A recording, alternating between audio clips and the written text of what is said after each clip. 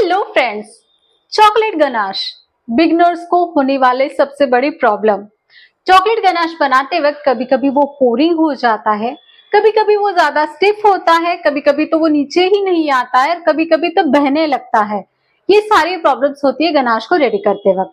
क्योंकि हमें perfect ratio पता होता है, बट वो किस तरह से बनाना है, क्योंकि मन में बहुत सारी बातें होती है कि हमें माइक्रोवेव में बनाना है, हमें डबल बॉयलर मेथड से बनाना है, कहीं वो जल ना जाए, क्योंकि चॉकलेट के साथ काम करना इतना आसान भी नहीं होता है। तो आपके मन में जितने भी सवाल है, उन सवालों के जवाब सिर्फ इस एक वीडियो के अंदर है कि हमें चॉकलेट गनाश बनाना है परफेक्टली, वो भी सिर्फ 2 चीजों के साथ, ना ही बटर, ना ही कुछ और, ना ही डबल बॉयलर मेथड, ना ही माइक्रोवेव।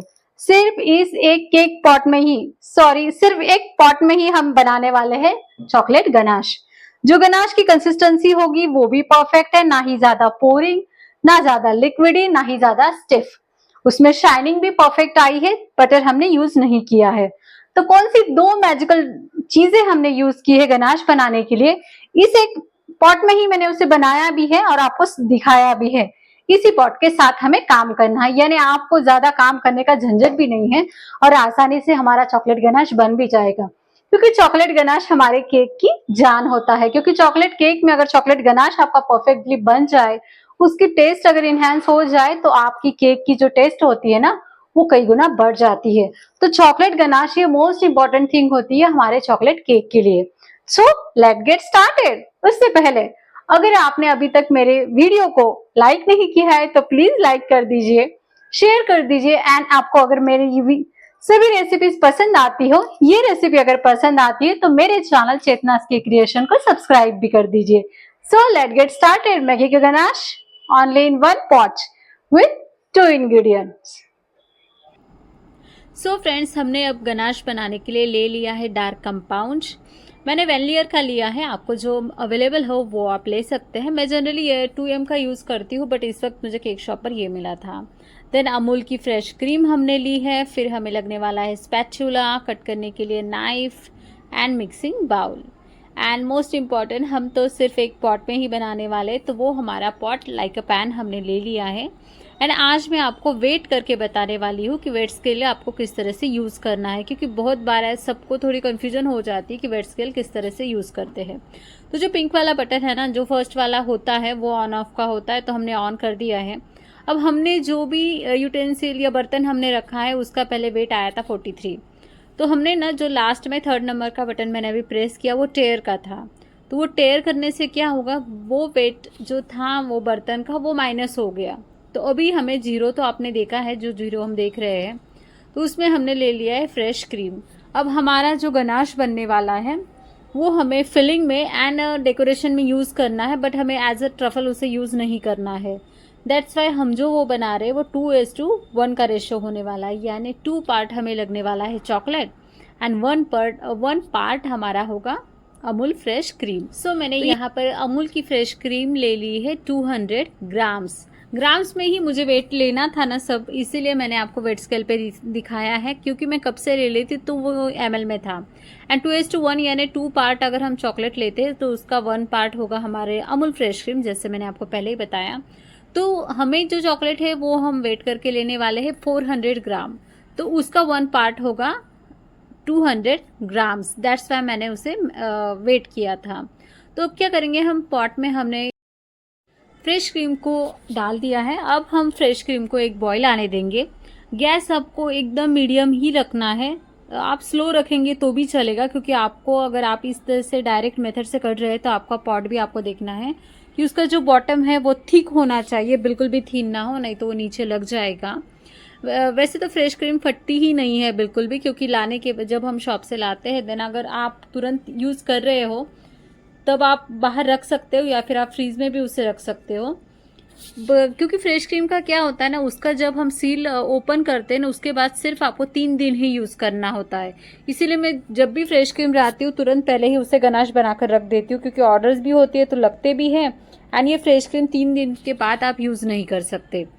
अब हमने क्या किया है, 400 ग्राम्स हमें चॉकलेट लेनी है। मैंने तो वैसे मेज़र करके रखी है पहले ही वेट करके, बट आपको दिखाने के लिए अभी वापस से वेट करके दिखाऊंगी। तो ये 400 ग्राम्स है। जिसके हम छोटे छोटे टुकड़े कर लेंगे, क्योंकि हमें गैस पर ही उसे जो हमारी फ्रेश क्रीम है उसमें डालना है। तो हम डायरेक्टली अगर बड़े स्लैब डालेंगे तो वो मेल्ट नहीं होगी अच्छे से।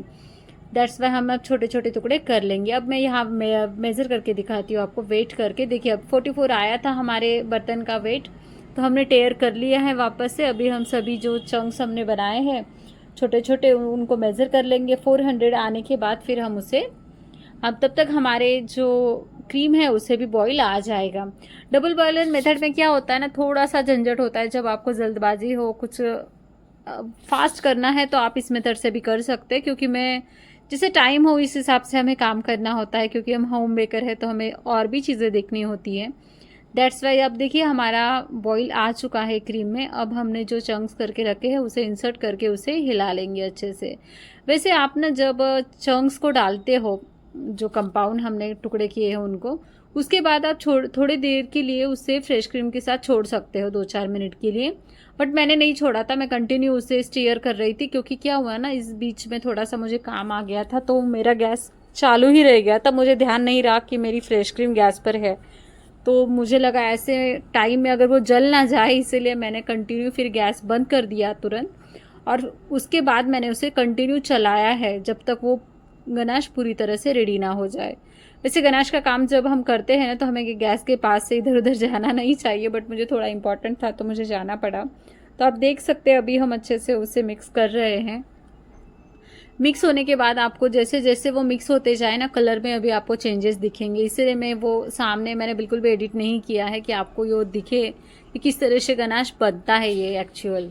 ये डबल बॉयलर मेथड से भी ऐसे ही बनता है, माइक्रोवेव से भी ऐसे ही बनता है। तो जैसे जिस सिचुएशन में आप हो तो उस सिचुएशन में आप काम कर सको, इसलिए मैंने ये मेथड भी आपको दिखाई है। नेक्स्ट कभी मैं आपको डबल बॉयलर मेथड से भी दिखाऊंगी, माइक्रोवेव में भी दिखाऊंगी किस तरह से हम गनाश बना सकते हैं।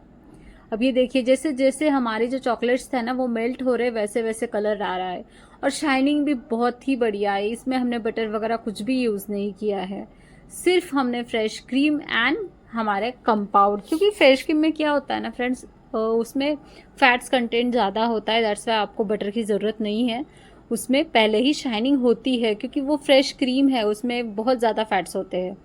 इस वजह से शाइनिंग भी आती है और टेस्ट भी बहुत ही इन्हांस हो जाती है फ्रेश क्रीम की। मैं ऑलमोस्ट फ्रेश क्रीम के साथ ही बनाती हूँ गनाश, मतलब क्रीम की जो टेस्ट है ना वो और इन्हांस हो जाती है, उससे हमारी फिर चॉकलेट में और जान आ जाती है ज़्यादा। आप देख सकते हैं शाइनिंग कितनी सुपर्ब आती जा रही है जैसे जैसे मैं उसे स्टीयर कर रही हूँ। लम्स तो उसमें कुछ भी नहीं है, आप देख सकते हैं। सो फ्रेंड्स अभी मैं आपको और पास से दिखाने वाली हूँ कि गनाश की आप शाइन दे सकते हैं। हमारे कितना शाइनिंग गनाश बना है, कंसिस्टेंसी भी परफेक्ट है इसकी। ये अभी बहुत ही हॉट है क्योंकि अभी हमने जस्ट गैस को ऑफ किया है। ये अब थोड़ी देर सेट होगा, कम से कम इसे आधा से 1 घंटा हम बाहर ही रखेंगे, फ्रीज में अभी तुरंत नहीं रखेंगे क्योंकि ये बहुत ज़्यादा गर्म है। आपको जो पाउडर्स लेनी होती है ना फ्रेंड्स, कम से कम 1 से 2 घंटे पहले इसे रेडी करके रखिए। जल्दबाजी में अगर आप गनाश यूज़ करेंगे, गर्म तो आपको यूज़ ही नहीं करना है, बट कम से कम 1 घंटा अगर सेट करने होने देंगे आप गनाश को, तो उसकी टेस्ट और ज़्यादा इन्हांस होगी। और बाद में आप एयर टाइट करके फ्रीज में रख दीजिए तो आप यूज़ कर सकते हैं, टेस्ट उसकी और इंक्रीज़ होती जाएगी। आई होप आपको सभी ट्रिक्स, मेथड्स, रेसिपी पसंद आई होगी। सो वीडियो को लाइक कीजिए, शेयर कीजिए एंड चैनल को सब्सक्राइब नहीं किया होगा तो सब्सक्राइब भी कर दीजिए। Keep learning, happy baking and thank you.